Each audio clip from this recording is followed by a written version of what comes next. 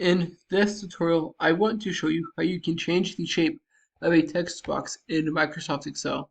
So first, to insert a text box, go to Insert, then to the right where you see Text, click on Text, and here you can click on Text Box, where you can just kind of drag out the size of the text box that you want. But by default, it is a rectangle object with a light gray border. To change the shape of the text box, click on the box itself and then go to the top right where you'll see Shape Format.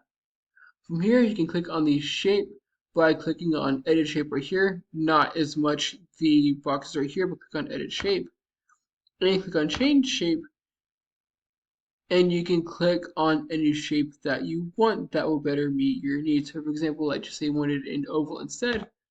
Click on Oval, and now the text box is an oval. For example, you can also adjust the borders by clicking on Shape Outline. For example, if you wanted black border or if you wanted no border.